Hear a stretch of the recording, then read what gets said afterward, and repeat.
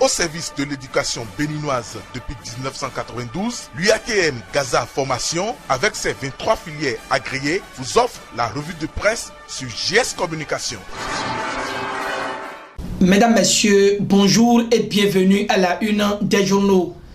Avant de rentrer dans le vif de la revue de presse de ce jour, JS Communication et son équipe vous présentent ses excuses pour la qualité des images à vous présenter hier.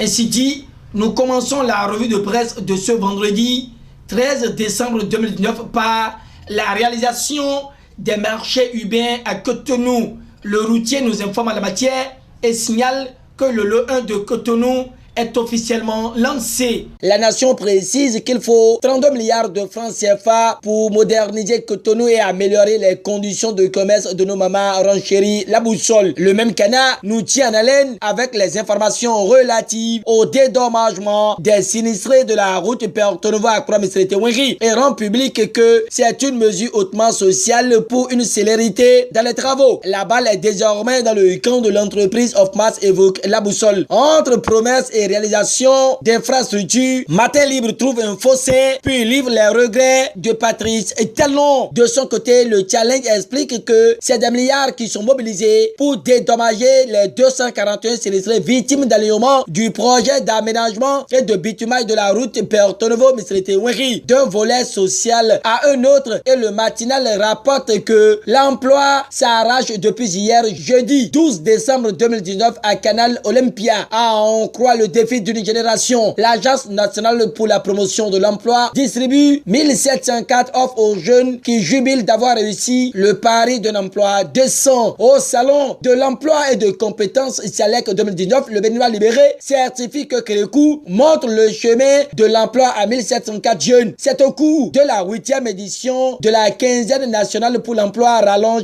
la nation. Alors que le journal de Aboubakar Takou note l'adhésion des grands partis aux initiatives du leader Jacques Ayadi. Le Télégramme titre qu'il y a démission en cascade de militants de formation politique et guerre entre l'Union progressiste et le bloc républicain, s'exclame le journal de Étienne Ouessou. Pendant ce temps, le Nouvel Observateur revient sur les manifestations de la résistance bloquée et voudrait savoir entre l'opposition, le promoteur de Majestic et le gouvernement ce qui s'est vraiment passé. Dynamise Info répond et signale que le gouvernement dément son implication sans convaincre. Pour sa part, le pays émergent se demande si la démocratie béninoise est rudement éprouvée sous le régime Talon. Sans répondre au journal précédent, Dynamise Info cogite sur la gouvernance du Bénin en 2019. Comme résultat, le journal de Parfait Bokor retient qu'il y a de recul contre peu d'avancées. 2020 pour le changement de paradigme, s'exclame Dynamise Info. De toute façon, on sera situé demain puisque le rendez-vous original des prédictions annuelles du phare est prévu, mentionne Dynamise Info. Une fois encore, Matin Libre revient dans cette revue de presse et révèle qu'au festival Éclosion urbaine, l'Union européenne visite les places rénovées. Émergence de l'entrepreneuriat au Bénin. Matin Libre rend public que la